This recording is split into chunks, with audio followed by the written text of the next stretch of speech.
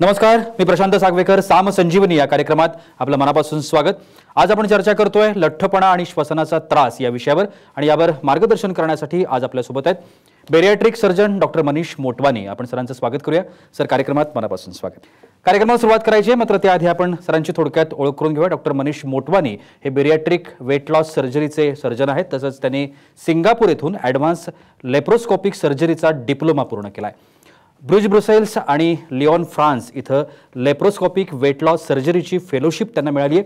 त्यांनी ॲडव्हान्स्ड आणि रिव्हिजनल सर्जरीमध्ये फेलोशिप प्राप्त केलेली आहे.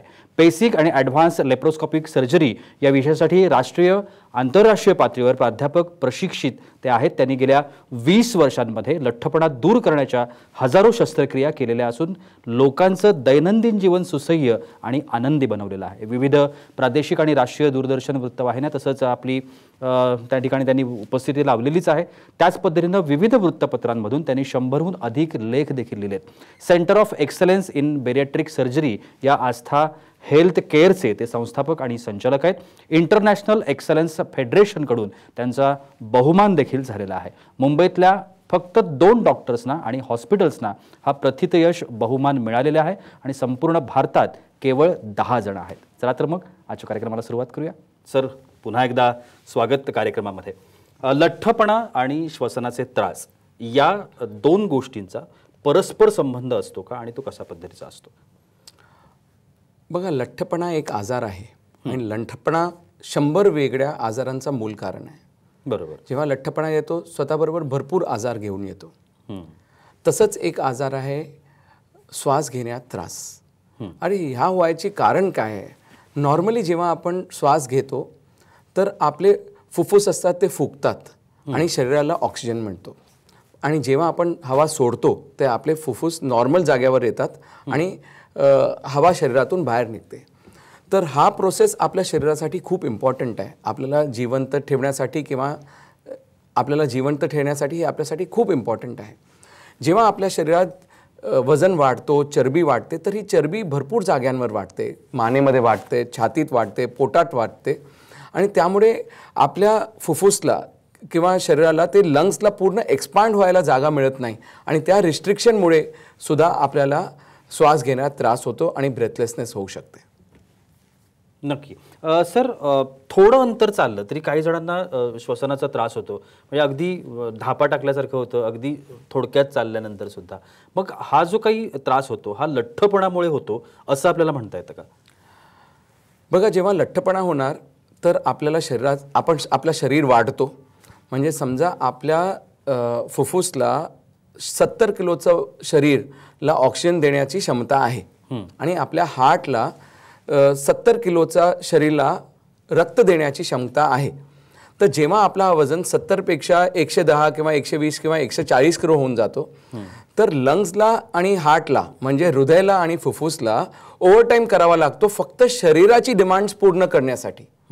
आता हे करण्यातच ते डबल मेहनत करतात. त्याच्यानंतर जर माणसाला जास्त चालावं लागलं किंवा जास्त मेहनत करावी लागली किंवा सीडी चढावी लागली तर तेव्हा आपले फुफ्फुस आणि हृदय इतकं एक्स्ट्रा काम नाही करू शकतात आणि आपल्याला दम वाटायला सुरू करतो. जसं तुम्ही आता या स्लाइडमध्ये बघणार, या स्लाइडमध्ये हा आपले पेशंट आहेत मिस्टर संतोष नायडू. आता हे संतोष नायडूला तुम्ही इकडे बघणार तर यांचं वजन आहे 143 kg यांचा वजन होता ऑपरेशनचा आधी. बरोबर. आणि ऑपरेशन करच्या टाइमला ते माझ्याकडे जो मेन कंप्लेंट घेऊन आला होता की डॉक्टर, मी थोडं पण चालतो तर मला दम लागायला सुरू होतो आणि मी माझं काही जास्त काम करू शकत नाही. तर हा माणूस आधी खूप काम करायचा, तेव्हा तो 2-2, 4-4 किलोमीटर चालायचा. पण हळूहळू त्यांनी त्यांची सीमा जे आहे ते कमी करत गेले. ते कम्फर्ट झोन कमी करत गेले. ते 2 किलोमीटरच्या ऐवजी 1 किलोमीटर चालायला सुरू केलं, 1 किलोमीटरच्या ऐवजी 500 मीटर सुरू केलं. पण मग असं टाईम आला की थोडं पण काम करायचं आणि दम लागायचं. ते आमच्याकडे आले ऑपरेशनसाठी. ऑपरेशनचा 7 महिन्यात तुम्ही बघितलं त्यांचं 70 किलो वजन झालेलं आहे. आणि 70 किलो वजन झालं ते एक गोष्ट आहे. त्याच्यानंतर ते 7-7 किलोमीटर धावायला करायला सुरू केलं त्यांनी. म्हणजे त्यांची लाईफ पूर्ण चेंज झाली. असेच आमचे दुसरे पेशंट तुम्ही बघणार, सुनीता कत्रे, हे एक टीचर आहेत. तर यांना तर 4 कदम चालले की दम लागायचं. थोडं कंटिन्युअस जेवण करायला सुरू केलं तर पण दम लागायचं. तुमच्याबरोबर जर ते 2 मिनिटं बोलायला सुरू केलं, बोलताना सुद्धा त्यांना एक पॅराग्राफमध्ये दम लागायचा. यांचं वजन होतं 138 kg, ऑपरेशनचा 7 महिन्यात 72 किलो. आणि यांच्यामध्ये तर इतका फरक पडलाय की एक टीचर बाय प्रोफेशन आहे, बोलताना जर दम लागते तर कसं काम करणार. बट आता त्यांची लाईफ कम्प्लिटली चेंज झाली आहे, एकदम टोटली रिन्यूड लाईफ झालेली आहे त्यांची. नक्की सर, एक वेगळा प्रश्न, लठ्ठपणा म्हणजे नक्की काय, आणि लठ्ठपणा, मी लठ्ठ आहे किंवा मला लठ्ठपणाचा आजार आहे, हे कसं ओळखायचं असतं? बघा, लठ्ठपणा म्हणजे जेव्हा आपल्या शरीरात जितकं, प्रत्येक शरीरात चरबी असणं आवश्यक आहे, बरोबर, पण जेव्हा तो चरबीचा प्रकार जास्त वाढतो आणि आपलं वजन एक पर्टिक्युलर लेवलपेक्षा जास्त वाढतो, तर आपल्या शरीरात लठ्ठपणा आलाय असं आपण म्हणतो. आधी ते ओव्हरवेट होणार पेशंट, मग लठ्ठ होणार, मग अतिलठ्ठपणा येऊ शकतो. तर जेव्हा आपला वजन खूपच जास्त वाढतो तर आपण त्याला लठ्ठपणा किंवा अतिलठ्ठपणा म्हणतो. पण त्याला कॅल्क्युलेट करणं आवश्यक आहे, कारण लठ्ठपणा एक आजार आहे. आणि जेव्हा तो एक आजार आहे तर त्याची ट्रीटमेंट पण आजाराप्रमाणे झाली पाहिजे. त्याची ट्रीटमेंट सायंटिफिक मॅनरमध्ये झाली पाहिजे. त्या सायंटिफिक मॅनरसाठी आपण त्याला ग्रेड करणं आवश्यक आहे, की पेशंट कोणत्या स्टेजमध्ये आहे, ग्रेड 1, ग्रेड 2, ग्रेड 3. आणि हे ग्रेडिंग आपण करतो on the basis of BMI, म्हणजे बॉडी मास इंडेक्स. म्हणजे आपल्या हाईट प्रमाणे आपलं वजन किती आहे त्याची कॅल्क्युलेशन. जसं आता तुम्ही इकडे स्लाइडमध्ये बघू शकताय, ज्यांचा BMI 25 पेक्षा कमी ते नॉर्मल वेट, जे 25 ते 30 ते ओव्हरवेट, 30 पेक्षा जास्त झालं तर लठ्ठपणा आणि 40 पेक्षा जास्त गेलं तर अतिलठ्ठपणा. पण एक सामान्य माणसांसाठी याला कॅल्क्युलेट करायचा अजून एक सरळ उपाय आहे. आपण नॉर्मली जे आपली हाईट बघतो ते हाईट आपल्याला सेंटीमीटर्समध्ये कॅल्क्युलेट केली पाहिजे. समजा माझी हाईट 5'5" आहे तर ते 165 सेंटीमीटर झाला. तर तुमची हाईट इन सेंटीमीटर्स हे खूप चांगली फॉर्म्युला आहे. हाईट इन सेंटीमीटर्स -100 तुमचा ॲक्च्युअल आयडियल वेट असला पाहिजे. हाईट इन सेंटीमीटर्स -100 तुमचा ॲक्च्युअल आयडियल वेट आहे. आणि त्याच्यापेक्षा जर तुमचं 20 किंवा 25 किलो वजन जास्त आहे तर तुम्हाला लठ्ठपणा आलाय. बरं, तर this is a very simple calculation आहे. आपले कोणतेही लोक घरी बसून करू शकतात. फक्त हाईट बघा आणि तुमचे हाईट प्रमाणे तुमचे आयडियल वेट आणि लठ्ठपणा आपण कोणाला सांगतो हे तुम्हाला माहीत पडेल. नक्की सर, जसं आत्ता तुम्ही लठ्ठपणाबद्दल सांगितलं, तर लठ्ठपणाची शस्त्रक्रिया याच्याविषयी मला थोडंसं विचारायचं आहे. ही शस्त्रक्रिया कशी असते आणि कशा पद्धतीने ती केली जाते, आणि लठ्ठ असलेल्या प्रत्येक माणसाची शस्त्रक्रिया होते का, त्या संदर्भात काय सांगा? परत जे लास्ट मी तुम्हाला सांगितलं त्याचं पण परत सुरू करतो, की लठ्ठपणाला आपण ग्रेडिंग केली, normal, overweight, grade 1, grade 2, grade 3 केलं आपण. ज्यांचा BMI 30 पेक्षा कमी त्यांना आम्ही ऑपरेशन करू शकत नाही, बरोबर, आणि आणि करायला नाही पाहिजे. ज्यांचा BMI 30 पेक्षा जास्त त्यांना फक्त एकच उपाय आहे, तो हे लठ्ठपणाचा दुर्बीण उपचार म्हणजे बेरियाट्रिक सर्जरी, यानी वेट लॉस सर्जरी. आता जसं तुम्ही या स्लाइडमध्ये बघताय, जेव्हा हा उपचार सुरू झाला इंडियामध्ये 1997ला सुरू झाला, तेव्हा आम्ही असं ऑपरेशन करायचो. दॅट टाइम हा फक्त उघडून ऑपरेशन केला जात होता.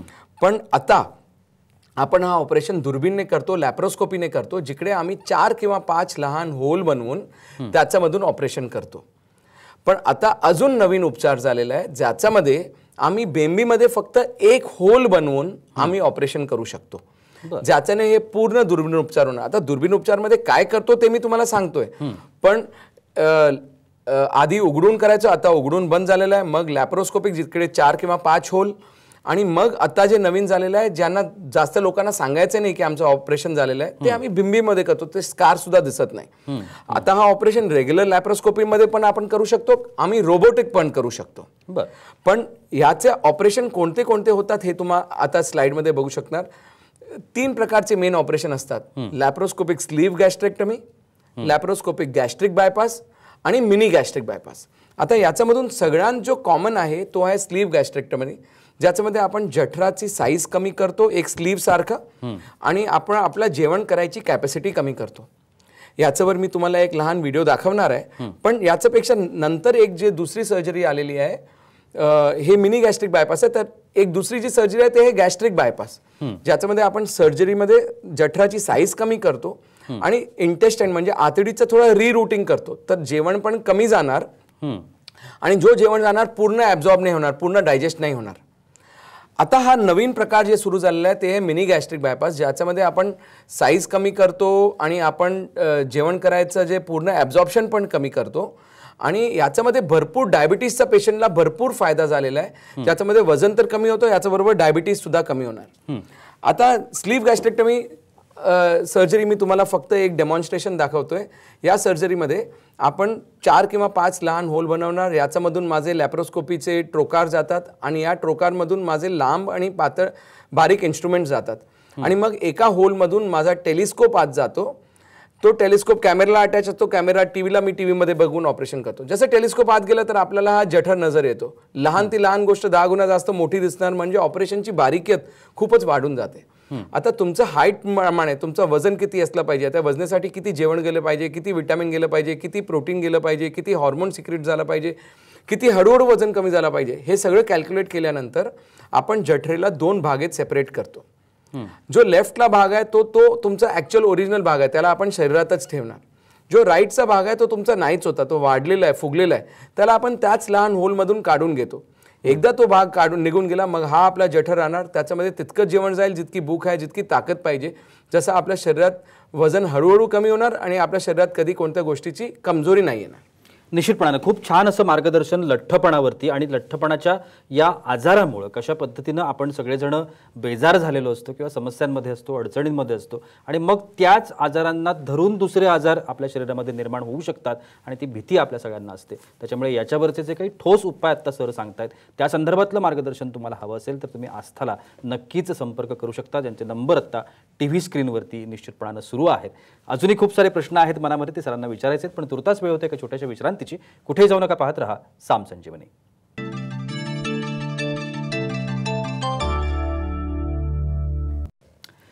विश्रांतीनंतर साम संजीवनीमध्ये तुम्हा सगळ्यांचं पुन्हा एकदा मनापासून स्वागत. लठ्ठपणा, श्वसनाचे विकार याच्या संदर्भात आपण चर्चा करतोय आणि डॉक्टर मनीष मोटवानी आपल्याला मार्गदर्शन करतायत. सर, एक थोडासा वेगळा प्रश्न. अनेकांना रात्री झोपेमध्ये घोरण्याची सवय असते आणि अनेक वेळेला आम्ही अशी चर्चाही ऐकतो की तो जाड आहे किंवा त्याला पोट मोठं आहे म्हणून तो घोरतोय वगैरे, असं आपण ऐकत असतो. तर ह्याच्यामध्ये तथ्य आहे का? आणि घोरण्याचा जो विकार आहे किंवा आजार जो आहे हा लठ्ठपणाशी संबंधित आहे का? बघा, घोरायचा त्रास ऑलमोस्ट 85% लोकांमध्ये लठ्ठपणामुळे असतो. आणि हे कशामुळे असतो? जेव्हा आपल्या शरीरात लठ्ठपणा आला, चरबीचा प्रकार वाढतो, तर आपल्या मानेत सुद्धा चरबी वाढते.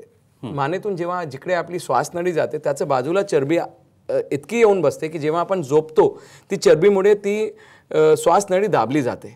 तर सुरुवातीला आपण फक्त घोरायचा त्रास येतो, म्हणजे जेव्हा श्वासनळी दाबली गेली तर हवा जोराने जाणार, तर श्वासनळीची सीटीचा आवाज म्हणजे घोरणं, म्हणजे त्याच्याने आपल्याला माहीत पडतो की सगळं चांगलं नाही चाललंय.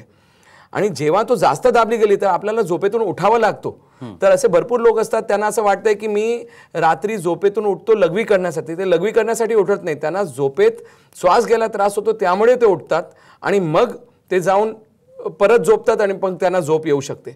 जसं तुम्ही या स्लाइडमध्ये बघू शकताय, आपल्या मानेच्या बाजूला जेव्हा चरबी येते तर श्वास बघता, ते तुम्ही जे ब्ल्यू लाईन आहे ते श्वास जाण्याची जागा आहे, ते आधी नॉर्मली जाऊ शकते.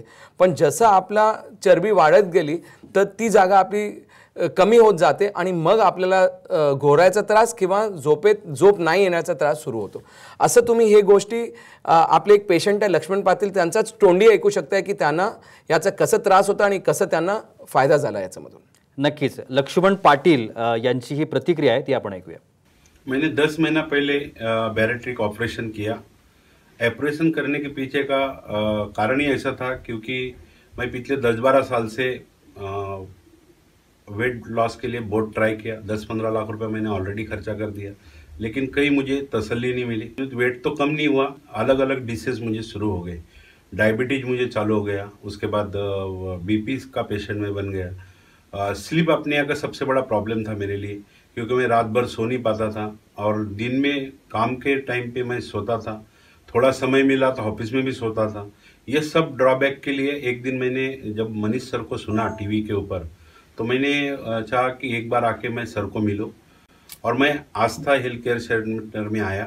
सर के साथ बात किया, मैं ये ऑपरेशन करूँगा.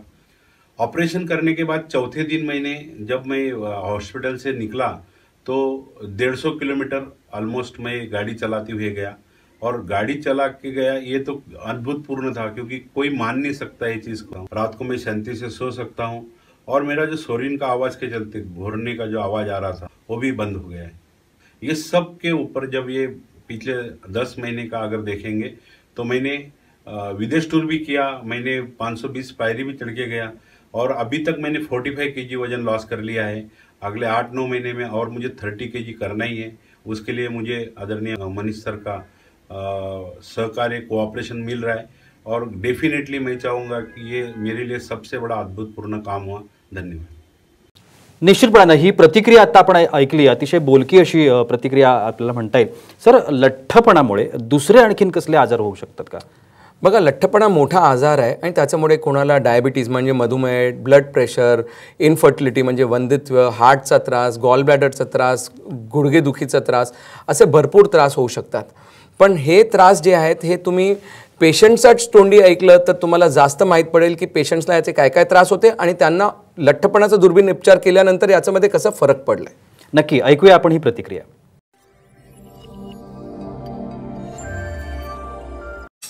नमस्कार, मी अनिरुद्ध भावे रत्नागिरी जिल्ह्यातल्या एका छोट्या खेड्यातनं आलोय.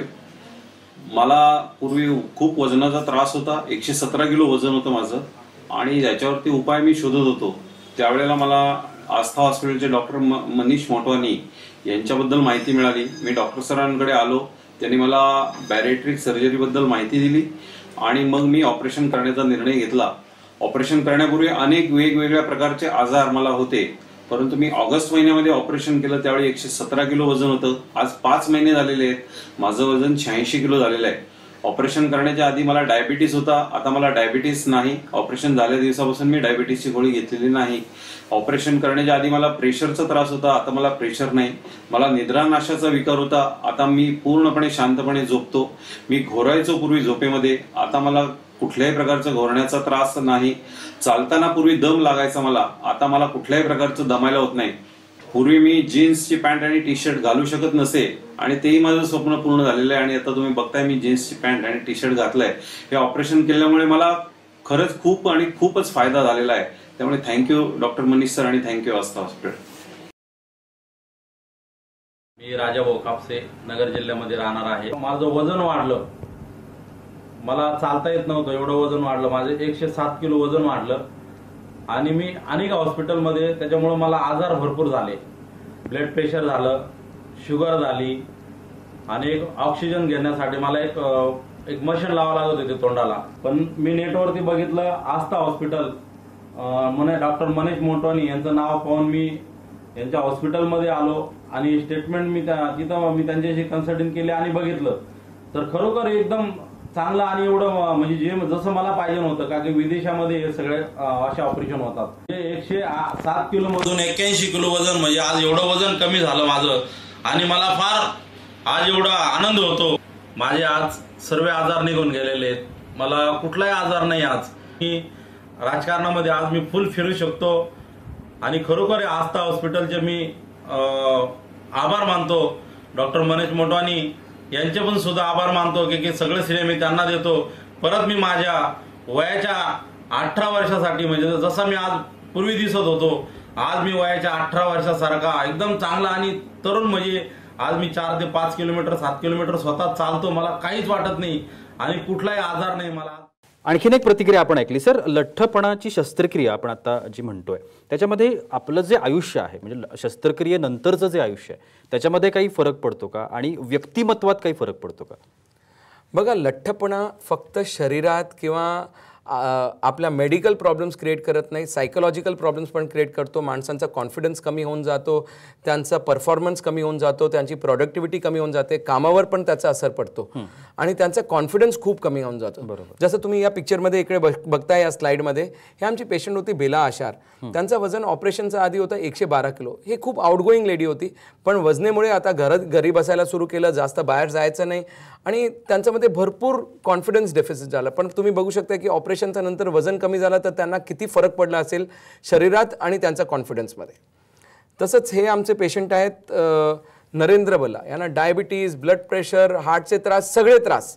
ऑपरेशनच्या आधी 125 किलो, ऑपरेशन झाल्यानंतर 75 किलो आणि ते आता धावायला सुरू केलं, चालायला सुरू केलं आणि पर्सनॅलिटीमध्ये बघा तुम्ही किती फरक पडलेला आहे त्यांना.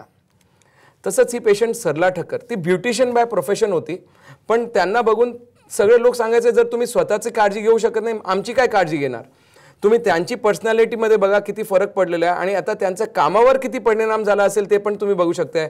95 to 55 kg फरक पडलेला आहे, वजन 40 किलो कमी झाले. फक्त तुम्ही विचार करू शकता की लाईफ कशी चेंज झालेली असेल त्यांची. असेच ही पेशंट ज्यांना ऑपरेशनच्या आधी 85 kg वजन होतं, त्यांना तर डायबिटीज आणि थायरॉईड सगळे आजार आणि थोडं चाललं की दम लागायचं. त्यांची तुम्ही बघा की कपडे घालायची स्टाईल, त्यांचं चालायची स्टाईल, त्यांच्यामध्ये कसं फरक पडलेला आहे पर्सनॅलिटी कॉन्फिडन्समध्ये ते तुम्ही इकडे बघू शकता. हा मुलगा 10वीचा मुलगा होता. सगळे मुलं आजूबाजू त्याला लठ्ठ लठ्ठ लठ्ठ म्हणायचे. त्याला एकदम डिप्रेशन आला होता आणि 10th मध्ये जाऊन इतकं डिप्रेशन. हा मुलगा पास झाला, कॉलेजमध्ये झाला, पण आता इतकं फरक पडलेला आहे तर ते कॉलेजमध्ये सगळे परफॉर्मन्सेस करतो, स्टेजवर जातो. टोटल लाईफ त्याची चेंज झालेली आहे. ही ऋतुजा राव राणे पोलीसमध्ये होती, कॉन्स्टेबल आहे, पण त्याची लाईफमध्ये काय प्रोग्रेस नाही होत होती आणि त्याच्याबरोबर तिला इतके काम करायचे होते पण ते सांगायचे की नाही मी जास्त काम करू शकत नाही सकते, मला थकवा झालेला आहे. आणि आता ती लास्ट इयर जाऊन मिसेस कॉन्फिडन्स असा एक अवॉर्ड जाऊन जिंकून आलेली आहे. तर असे प्रकारचे बेनिफिट्स आहेत जे पेशंटला होतात, जे तुम्हाला माहीत पडणं आवश्यक आहे. नक्कीच सर. अगदीच 1 मिनिट शेवटचं राहिलेलं आहे आपल्यासाठी.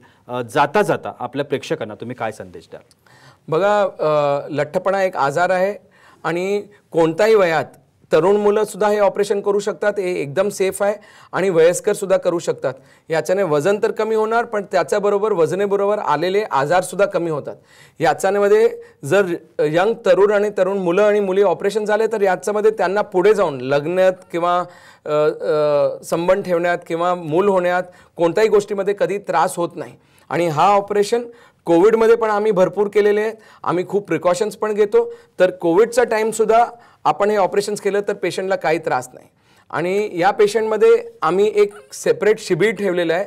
लठ्ठपणाचा दुर्बीण उपचारसाठी कन्सल्टेशन कॅम्प ठेवली आहे. या कॅम्पसाठी जेव्हा पेशंट आमच्याकडे येतो तर त्यांना कन्सल्टेशनमध्ये पण डिस्काउंट आहे आणि त्याच्यानंतर जेव्हा ऑपरेशन करायला लागलं तर त्याच्यामध्ये पण त्यांना भरपूर सूट मिळणार. तर तुम्ही पत्ता नोंदवून घ्या, नंबर नोंदवून घ्या आणि तुम्हाला आमची टीम याच्यामध्ये भरपूर हेल्प करणार. नक्कीच दिलेल्या क्रमांकावरती तुम्ही संपर्क साधू शकता. निश्चितच आस्थामधून तुम्हाला जे काही योग्य मार्गदर्शन आहे, उपचार आहे ते निश्चितपणाने मिळू शकतील. सर, तुम्ही आजच्या कार्यक्रमात आलात आणि एवढी छान माहिती आमच्या प्रेक्षकांना दिलीत त्यासाठी अगदी मनापासून आभार. नमस्कार. आणि याबरोबरच वेळ होते इथेच थांबण्याची. कुठे जाऊ नका, पाहत रहा साम टीव्ही.